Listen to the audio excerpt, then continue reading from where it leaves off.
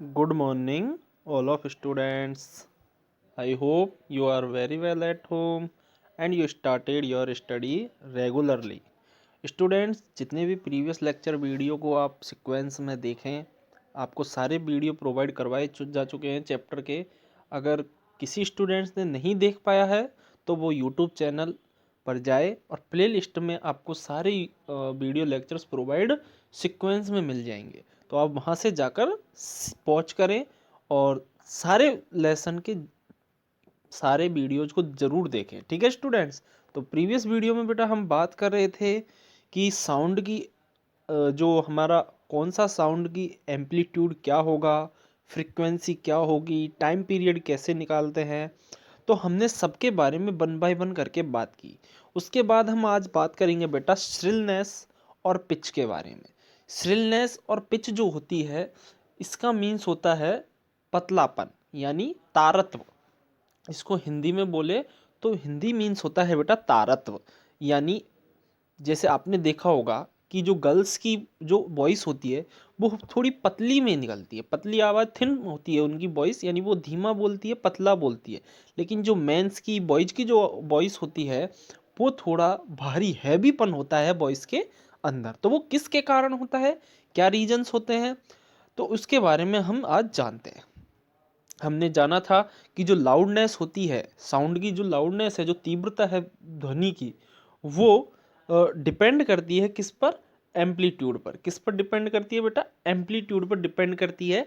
यानी जब एम्पलीट्यूड ज़्यादा होता है वाइब्रेशन का, जब एम्पलीट्यूड ज़्यादा होता है वाइब्रेशन का, तो उसका जो साउंड है वो लाउड प्रोड्यूस होता है।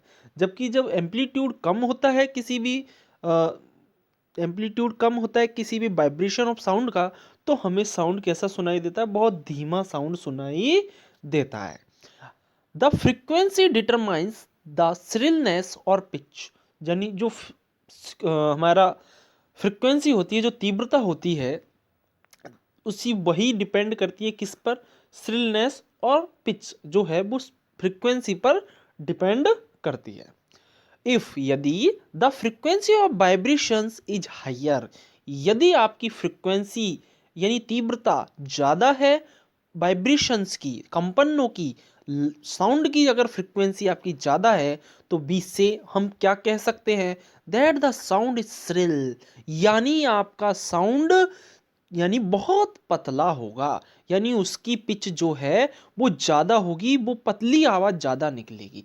अगर if the frequency of vibration is lower, अगर आपकी फ्रीक्वेंसी कम है, आपकी फ्रीक्वेंसी कम है, तो बी से हम क्या कह सकते हैं, that the sound has a lower pitch, तो उसकी पिच क्या होगी बेटा, लोअर होगी, यानी वो हैवी वॉइस निकलेगी। आपकी आवाज़ कैसी होगी, भारी आवाज़ निकलती है।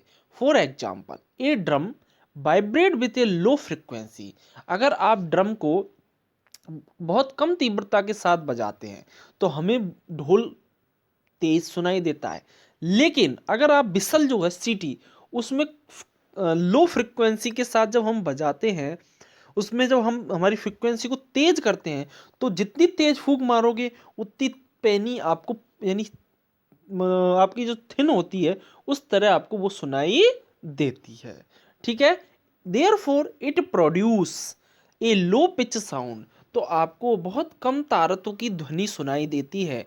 ऑन अदर हैंड, दूसरी तरफ ए विसल है जे हाई फ्रिक्वेंसी, अगर हम जो विसल है उसके अंदर हमें एक सीटी के अंदर हाई फ्रिक्वेंसी, उच्च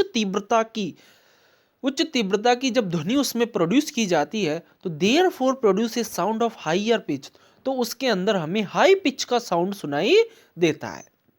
ए words make a high pitch sound whereas a lion make a low pitch sound, यानी जो वर्ड्स की हाई पिच होती है, वर्ड्स की पिच हाई कैसी होती है, हाई, यानी हमें वो हाई पिच होने पर हमें वो कैसी, थिन सुनाई देती है। उसकी पिच कैसी सुनाई देती है बेटा, थिन। उसकी वॉइस कैसी सुनाई देती है वर्ड्स की, थिन। जबकि जो जो हमारा लॉयन होता है उसकी पिच जो है वो कैसे, ज़्यादा तेज दहाड़ता है, वेरी लाउड होता है।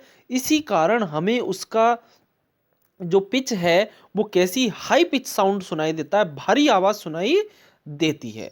वो सॉरी, लो पिच साउंड सुनाई देती है, यानी उसकी वॉइस जो होती है वो हैवी होती है, इसीलिए लॉयन तेज दहाड़ता है, जबकि जो बर्ड्स होते हैं उनकी हमें चहचहाट सुनाई देती है। Every day you here the voices of children and adult, आप रोजाना दिन में बच्चे और बड़ों की आवाज़ों को सुनते हैं।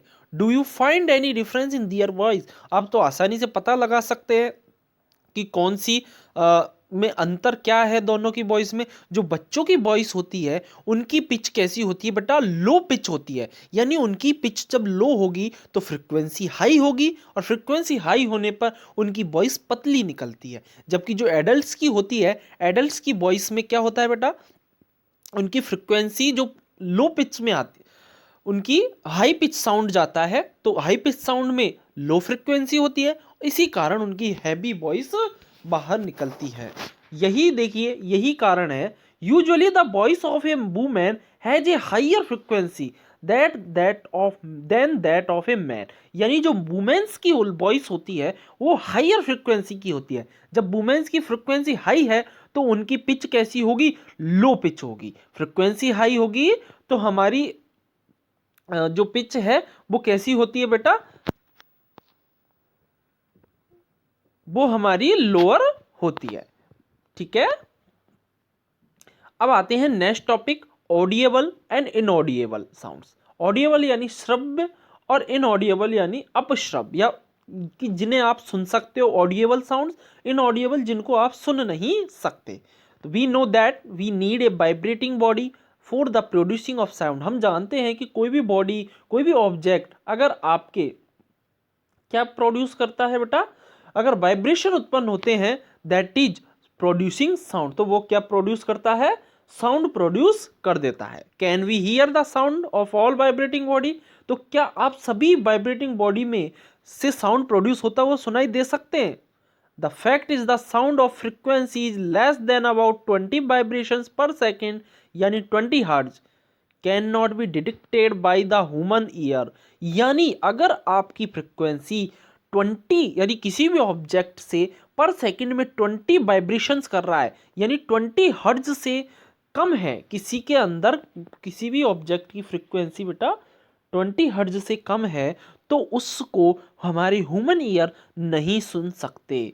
सच साउंड आर कॉल्ड इनऑडिएबल, ऐसे साउंड जिन्हें हमारे कान नहीं सुन सकते दैट इज कॉल्ड इनऑडिएबल, यानी अपश्रव्य कहलाते हैं। ऑन हाइयर साउंड, दूसरी तरफ उच्च तीव्रता sounds of frequency higher than about 20,000 vibration per second, यानी 20 किलो हर्ट्ज।